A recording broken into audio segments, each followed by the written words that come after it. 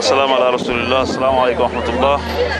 Alhamdulillah, comme le nôtre se puit, alhamdulillah, on est arrivé, on a pu assister au premier seau d'eau qui sort de ce puits. On invoque Allah subhanahu wa ta'ala qu'il mette la baraka, qu'il mette aussi la baraka dans toutes les affaires de cette sœur qui a financé ce puits. Une sœur qui, masha'Allah, depuis maintenant quelques années nous accompagne dans beaucoup de projets. Et là donc c'est un de ces puits réalisés pour ce village de Mboutka qui peinait à avoir de l'eau, qui traversait des kilomètres pour trouver de l'eau. Un village aussi enclavé, très difficile d'accès. Alhamdulillah, on espère que ces kilomètres qu'on a affrontés, cette route accidentée, sablonneuse qu'on a affrontée, Bismillah, Allah subhanahu wa ta'ala nous récompensera. Et on espère surtout aussi que, très chères sœurs, que ceci va vous réjouir. Alhamdulillah, ce n'est pas les premiers projets qu'on fait avec vous. Et si, Bismillah, on arrive à vous faire plaisir en faisant ces déplacements, en montrant la voie de ces villageois, ben, tout le bonheur sera pour nous. Vous pouvez le voir de vous-même. Je crois que les images parlent d'elles-mêmes. Reste juste à invoquer Allah subhanahu wa ta'ala, qu'il vous mette la baraka vraiment dans toutes vos affaires, qu'il vous facilite la vie d'ici-bas et que dans l'au-delà, il vous réserve une des meilleures places de Jannah.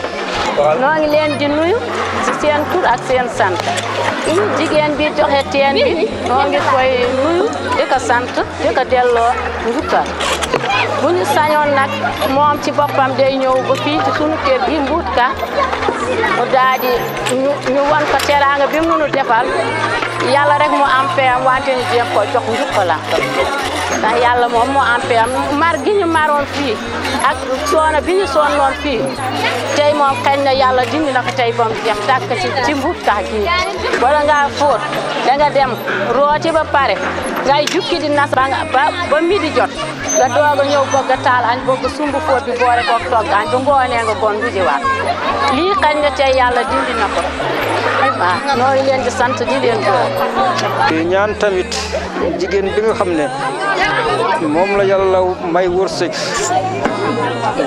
boobu yàlla mayaat ko xol mën koo dépassé si yoonu suñu borom tabaraka taala ba mu indi ko fii ci dëkk bi Mboutka moom tamit ñoo ngi koy ñaan waroon na yéegu ay tànkam ba ñëw bii ba siyaare ñu loolu ñu ngi ko doon ñaan di ko ñaanal yal na yàlla barkeel alalam li mu des yàlla nangul li mu dépassé ci yoonu suñu borom tabaraka taala yàlla na ko suñu borom tabaraka taala fay ajjana ak bépp kenn koo xam ne mu ngi taxawaay bu mel ni taxawaay yooyu kon yàlla na leen yàlla fay jàppale benn jullit.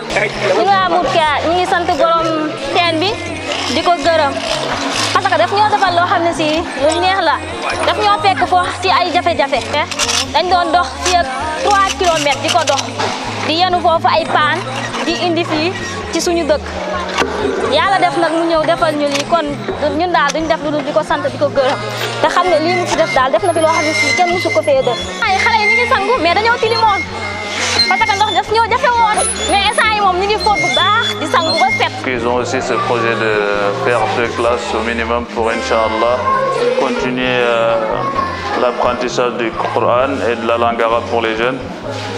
Cette classe que vous voyez, c'était une ancienne mosquée. Alhamdulillah, qu'Allah leur a facilité notre mosquée, ils l'ont utilisée comme salle de classe depuis 1997. Il y a déjà en sortant de cette école, ce petit jeune là que vous voyez, il a eu son certificat d'études primaires ici et maintenant il est bachelier. et ils donnent des cours à l'extérieur. Donc c'est des gens qui n'ont pas attendu pour commencer ce projet, ils l'ont déjà commencé des moyens qu'ils ont. On ne va pas parler de table-banc, ils ont juste des banquettes sur lesquelles s'assoient les élèves avec les moyens du bord, comme vous pouvez le voir, le tableau et voilà, une classe très rudimentaire. Donc, là, celui qui peut les aider pour faire des classes au moins modernes, ça pourrait leur faciliter l'apprentissage. Et qui sait la récompense qu'il y aura pour quelqu'un qui a investi dans l'apprentissage du Coran. Que Allah subhanahu wa ta'ala leur facilite ce projet et qu'ils mettent la baraka pour ceux qui participeront à ça, Inch'Allah. Salam alaikum. تكبير للحافظ وهو صغير والضاء العين قال